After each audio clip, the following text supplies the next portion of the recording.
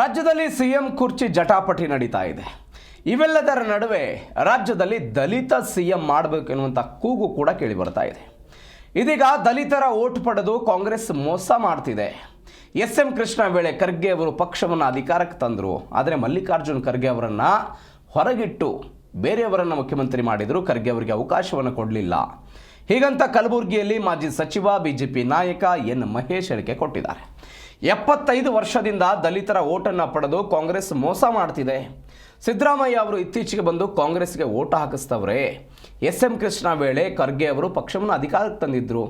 ಅವರನ್ನು ಹೊರಗಿಟ್ಟರು. ಪರಮೇಶ್ವರ್ ಅವರನ್ನು ಸೋಲಿಸಿ ಸಿದ್ದರಾಮಯ್ಯನವರು ಅಧಿಕಾರಕ್ಕೆ ಬಂದರು. ದಲಿತರು ಕಾಂಗ್ರೆಸ್ಗೆ ಕೇವಲ ವೋಟ್ ಬ್ಯಾಂಕ್ ಅಷ್ಟೇ ಆಗಿದ್ದಾರೆ.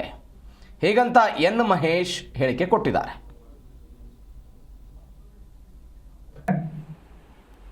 ಹಾಗಾಗಿ ಮಾಧ್ಯಮಗಳ ಮೇಲೆ ನಿರ್ಬಂಧ ಮಾಡಬೇಕು ಅಂತ ಸಂವಿಧಾನಕ್ಕೆ ತಿದ್ದುಪಡಿ ಮಾಡ್ತಾರೆ. ಅದರಲ್ಲೂ 1975ರಲ್ಲಿ ತುರ್ತು ಪರಿಸ್ಥಿತಿಯ ಸಂದರ್ಭದಲ್ಲಿ ನಮ್ಮ ದೇಶದ ಮೇಲೆ ತುರ್ತು ಪರಿಸ್ಥಿತಿಯನ್ನ ತರುವಂತಹ ಯಾವ ಸಂದರ್ಭಗಳು ಸೃಷ್ಟಿಯಾಗಿರ್ಲಿಲ್ಲ.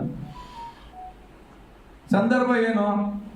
ತುರ್ತು ಪರಿಸ್ಥಿತಿ ಬಂದಂತ ಸಂದರ್ಭಗಳನ್ನ ನೀವು ಅಧ್ಯಯನ ಮಾಡಿದ್ರೆ ಏನು ಸಂದರ್ಭ?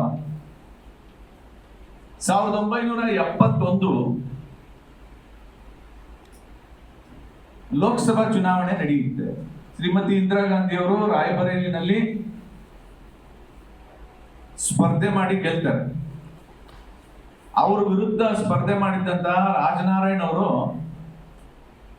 ಅಲಹಾಬಾದ್ ಹೈಕೋರ್ಟ್ ಅಲ್ಲಿ ಒಂದು ಕೇಸ್ ಹಾಕ್ತಾರೆ. ಮನಸೋ ಇಚ್ಛೆ ಟೀಕೆ ಮಾಡ್ತಾರೆ.